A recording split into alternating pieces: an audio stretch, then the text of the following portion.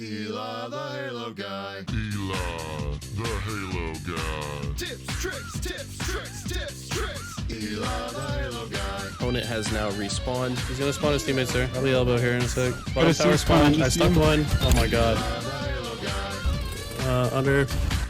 RPCs. Dead. Eli the Halo Guy. Tips, tricks, tips, tricks, tips, tricks. Eli the Halo Guy. What's up, guys? Eli the Ninja back again. Today we're actually going to dive into some higher level strategy when it comes to King of the Hill, specifically on Recharge. I might end up making a video for some of the other maps for this game mode, but in this one we're going to learn everything there is to know about King of the Hill on Recharge. Let's jump into it. Okay, so let's go ahead and talk about some basics of King of the Hill first. King of the Hill is one of my favorite game types because there is kind of an overarching strategy to play the game type in general, but there's also differences and nuances between how you can play each individual hill. There's kind of ideal setups, there's ideal parts of the map that you want to hold for each individual hill. There's also different ways that you can break into every single hill based on your spawn point and how you want to approach the situation. I believe that this game type does take some of the most teamwork of just about any game type in Halo Infinite. All of the time-based modes in this game require very precise spawn control, weapon control, and communication and coordination. With these things in mind, some of the general rules of thumb to be a good King of the Hill team or just a good player within a team is to prioritize certain space around the hill before you get into the hill. You're often going to have to fight very aggressively for the space that's directly adjacent to the hill on both the left and right. If you're able to get that space and secure it for yourself, then that means that you're forcing the enemy team to spawn about as far away from the hill as possible in each situation, which is what you want. The way that we're going to structure the rest of the video is we're going to go through each individual hill on Recharge and talk about the best places to prioritize for each hill. Okay, so let's talk about the very first hill in the sequence. We do start bottom mid where the camo spawns for the very first hill. So let's go ahead and just talk about where is the ideal place for us to spawn for this hill, and also where's the ideal place for the enemy to spawn. So in my opinion, the best place for your team to spawn would be the C silo region. Anywhere in this area, there's plenty of spawn points down here, here, and here.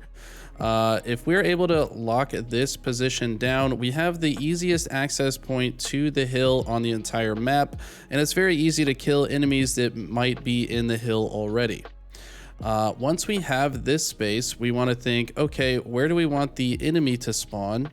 And the best place for the enemy to spawn would be technically either A or in gold, but if we could choose one or the other, that's the best way to play it. So we could either hold C and also hold A for ourselves. That way we know the enemies are spawning in gold, and we have plenty of angles to shoot them and keep them from dropping out of gold through batteries.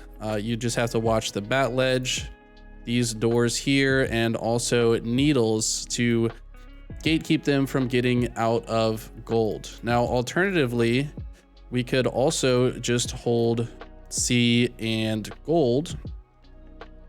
And if we have these positions, we force them to spawn A. Now, in both of these types of setups, all we really have to do is understand where we currently are and what we're blocking so that we can accurately predict where the enemies spawn and then quickly take angles to stop them from getting out of their spawn. So either of these setups is good, where you either have CB or CA. C is just the most important part of the map for this setup. Now, if we're going to talk about exact locations for us to be standing, I believe the best place for us to stand in this setup would be have a guy gatekeeping the hill from C plat, obviously have a guy in the hill itself. The hill player can watch the doors. He can watch both the bottom Mangler door and top A door and basically deal damage to anyone that tries to leave this area. He can also choose to sit in the other corner of the hill down here, if we expect the enemies to be in A and we don't have as many numbers to help shoot. So the next guy, I would actually like him to just be top gold, watching the cross and favoring the enemy spawning in A, because this player and the hill player can easily team shoot any of these players that are trying to exit A. He can also stop enemies from rotating through the whirlpool to needles or into gold itself. Now, this hill is very mixy and you're going to have to fight pretty hard for it. Most of the time, there's lots of dive bombing into bottom mid from all parts of the map. But in general, if you're able to hold C throughout the entire hill, you have a much better chance of capping this hill than if you did not have control of C. So in general, you're going to see top teams when they play this game type, they're constantly fighting for control of this silo area. And then whichever team ends up getting control of it is usually the team that gets the first point. The other benefit of holding this area for the first hill is that the next hill actually moves right here. So, and we'll talk about the best strategies for that hill next. Moving on to hill number 2, we do have the hill right here on the C platform. Obviously, like I said before, you want to control all the adjacent space around the hill to make it difficult to have your hill guy take any damage. I do like to have a player that sits here at the silo that kind of watches in case anybody is trying to rotate through the tower area. This player can also rotate all the way out here just to get a deeper angle into A if he knows that the spawners are currently in A. If he expects that they may have already traversed into the tower, then playing back here safely is good as well. On the other side, we're going to want to have a player here top gold, and this player is going to be blocking the spawns in this region at the same time that he is watching any enemies that might be trying to cross out of A, who are very likely to be spawning there. This player can sometimes rotate all the way to the gold door if he wants to, and then just make life even more difficult by shooting enemies on the other side. But this whole setup right here really does force the enemies to spawn A and is very easy to protect all angles from. One of the toughest angles to protect the hill from is the needler or whirlpool area. Enemies like to come right here and shoot because they have a clear line of sight, or they like to come to the bat ledge. So ideally, we want to have players that are watching bat ledge and whirlpool and are able to deal damage to these players so that they back up and they stop shooting our hill player. Okay, so let's talk about hill number 3. So hill number 3 moves into the bottom elevator area, or A. Now, this hill is one of the few in the game that you can actually have quite a claustrophobic setup in whirlpool and A if you really wanted to. You could have one guy in the hill, have another guy top A, ready to fight anybody that crosses. As long as you have people watching both of these doorways, it's very easy to stop enemies from getting through safely. You just have to communicate about which way they're coming from and be prepared to fight them on either side. The hill player and the other player that's kind of running the buddy system with him can kind of jump up and down and respond to pressure on all sides. They can also pretty easily team shoot anyone that comes out of here or crosses through mid-bridge. You want to ideally have a third player up here in the heaven or catwalk area. We'll go ahead and leave him here. And I think that another great spot to have a player is going to be in gold, or alternatively bat ledge. So if you have a player that's way out here, they can watch the cross if anybody is crossing from a tower. They have these deep sight lines through both top and bottom A, where they can just shoot across the map, whether they are bat ledge or top gold, and weaken these players before they get into A, which is going to make it even easier for our players in A to kill them. This hill is one of the hardest ones to break into in general, and the team that gets here first is often going to be the team that gets it. So if you are realizing that, maybe the second hill is going to be too hard to cap, go ahead and start taking space in A. Go ahead and get a player top heaven, get a player into the elevator before the hill even moves here, so that you can get the setup and make it that much more difficult for the other team to cap the next hill. Okay, so the fourth hill in the sequence does move to bottom blue. Now this hill is going to be treated almost the same exact way as we treated the C plat hill, because it is right there next to it.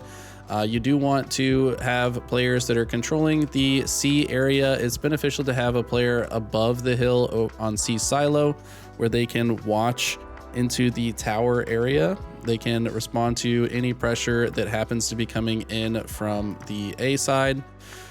You also do like to have a player that is in gold, because he can watch the cross in case anyone is trying to leave the A area the same way. Having another guy here on the C platform is quite good as well. This player will be able to watch most of bottom mid, which is another approach angle that enemies like to come from. As long as you're holding all this space around the hill, the other team's going to have a very difficult time getting into the hill. You could also have a teammate all the way in the tower. If they are sitting right here, then it's going to be very hard for them to even get out of A, and might even force the other team to go through the whirlpool area. As long as you're holding all of this space around the hill guy is going to be very safe. Okay, and last but not least, let's talk about the fifth hill in the sequence. It is at the whirlpool itself. This is a very tricky hill to get time in, and there's a lot of different things that you need to know about it. So first things first, I think the most important thing to know is that if you're in the hill, even in this back corner, you're actually not close enough to block the spawn in the elevator. So you generally want to send a player to the elevator or top A first. That way you make sure the enemy doesn't spawn here, and then the next player should be the one that gets into the hill. After you have the hill and top elevator, I think having a player top gold can be quite helpful. This player can rotate to the long haul and apply pressure on this side and kill any enemies that might be showing up here at the C plat to try to fight our hill player. It's also quite good to have a teammate that just sits here in top heaven, because they're going to be able to team shoot anyone that appears into the needlers, whether they jump up to mid bridge from camo box, if they come from batteries, if they cross into A through the catwalk areas. He can also shoot anyone that comes in through gold. So this player very important in the setup so that we can keep our hill player safe. He's also going to be able to gatekeep the hill if we have the lead and we're playing for time. So this brings up another important thing to talk about, and that is what's called an inflection point. An inflection point is essentially any game state which is going to change the way we approach the game strategically. In my opinion, when you're up by 2 hills in King of the Hill and there's less than a minute 30 on the clock, you might as well go ahead and start playing for time, which means you're just going to use the hill as bait and try to kill any enemies that get into the hill. It's very easy to play this strategy for time, especially on recharge for the 5th and 6th hills, because they're the 2 hardest to cap. It's the whirlpool, and then the hill goes back to bottom middle, which we talked about at the beginning of the video. Since both these hills are so difficult to actually score, just playing defense around the hill and baiting enemies into it and killing them so that they are unable to accumulate time and allow the timer to actually dwindle down to 0. Because you have that 2 hill buffer, you're almost by default going to win the game as long as you're able to actually kill them and get them out of the hill. All right, so that's going to conclude my strategy guide for Recharge King of the Hill. This video did take me a bit longer than about any other video I've made on the channel. If you enjoyed it, please like and subscribe. Follow me on twitch.tv/Eli the Ninja. And if you'd like personalized coaching, check me out on Metafy as well. All links are in the description. And you guys enjoy the rest of your day.